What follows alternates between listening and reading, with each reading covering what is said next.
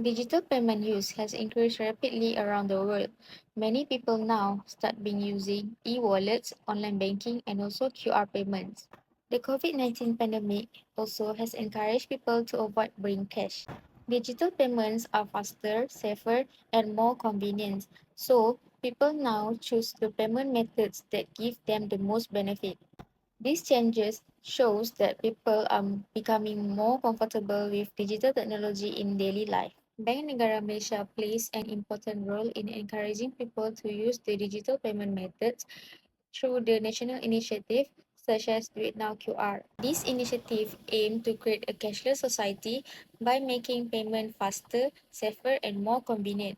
So, with strong support from the government, digital payment systems have become widely available and accepted in daily transactions. So, from these two figures, the first figure shows that the internet banking usage by age group in Malaysia, and the second figure shows that the online shopping by age group in Malaysia. This data has been taken from the Department of Statistics Malaysia, which has proven that the young adults are the most active user that has been using digital payment systems since they are familiar with technology and online services. Even though digital payment system has been used widely, not all of students use it on a regular basis. This is because some of the students may concern their data security, transaction costs, and the usefulness. Many previous studies mainly focus on convenience, while the income level and the user satisfaction are not examined together. Students come from different financial backgrounds, which may affect how often and how comfortably they use the digital payment systems. Furthermore, most existing studies are conducted in urban universities, resulting in limited understanding of students in rural-based universities like UUM. This gap highlights the need to study the digital payment adoption among UUM students more specifically. So, there are three objectives of conducting this research. The first objective is to examine whether gender affect the income factor, convenience factor, and level of utility factor of digital payment adoption among UUM students, which will be conducted in the independent sample t-test. The next objective is to examine whether differences in primary source of financial support affects the income factor, convenience factor, and level of utility factor of digital payment adoption among UUM students, which will be conducted in one-way ANOVA.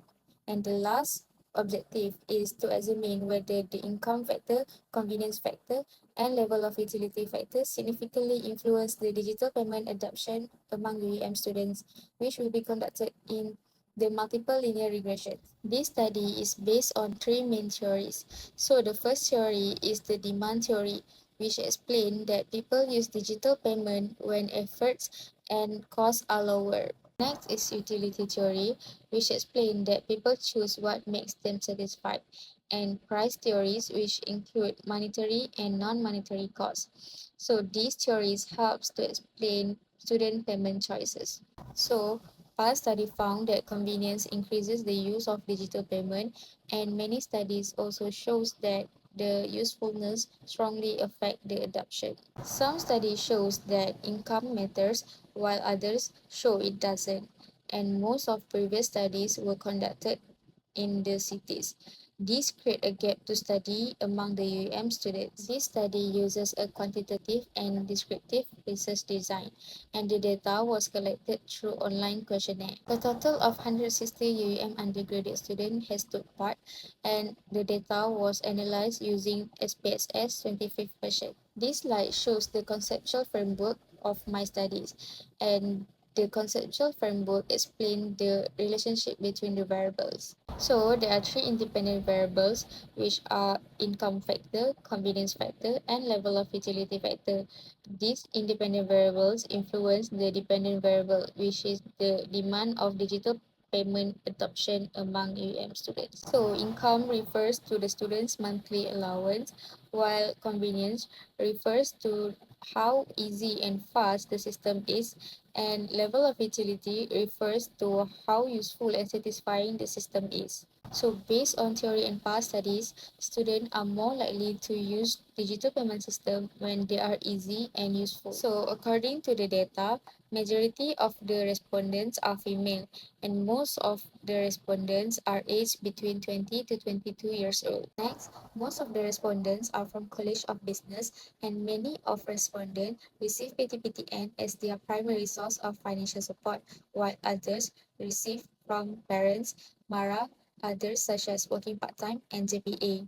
So the students' monthly allowance level are different. These results show that students generally have a positive attitude toward digital payment. Convenience has the highest score, which means students mainly use digital payment because it is easy, fast, and it saves time.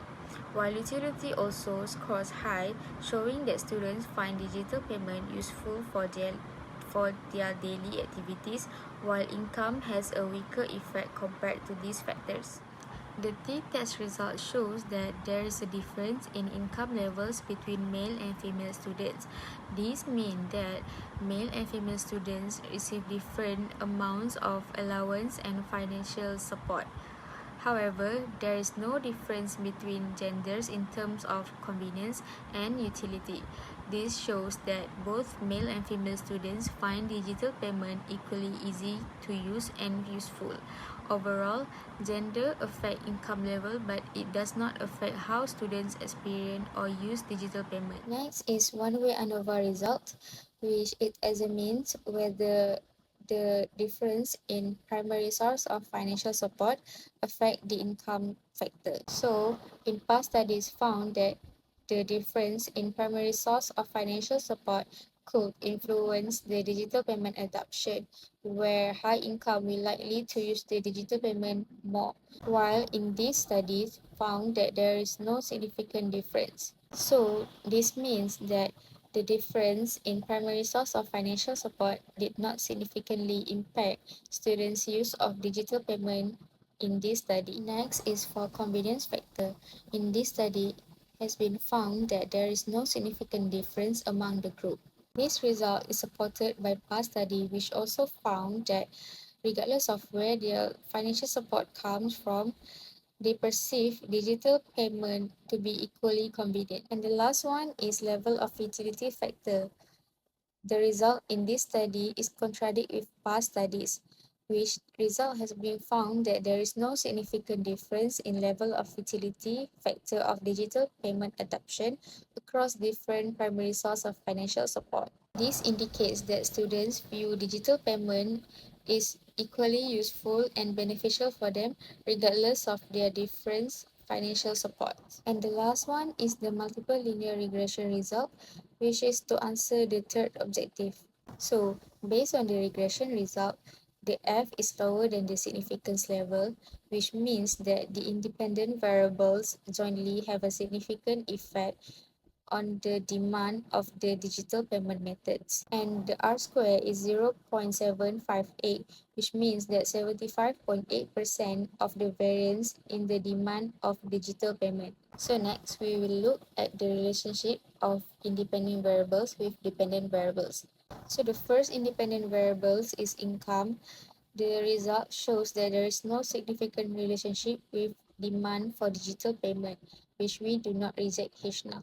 This indicates that income factor does not have statistically significant effect on the demand for digital payments. Similarly, convenience factor does not have significant relationship with demand for digital payment, which does not reject the H now.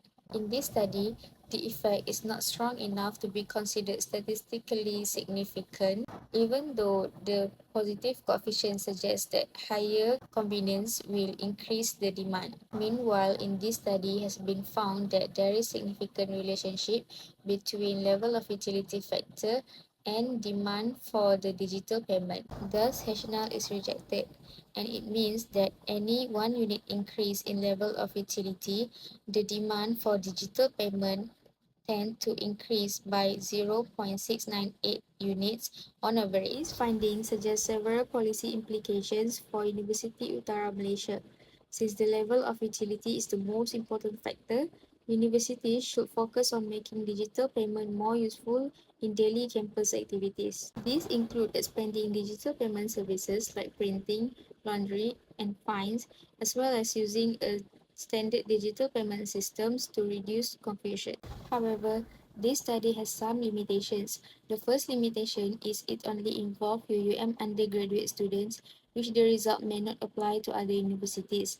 Next, it only examined three factors and the data was collected through self-reported responses. Next, for recommendation for future research, the study can involve more students from different universities to get a wider result, and the researchers can also include other factors such as trust and security factors. And long-term of studies or comparison between payment platforms also can provide a deeper insights. To wrap up, this study has found that students mainly use digital payment system because it is useful in their daily life, and convenience and income factor play less role.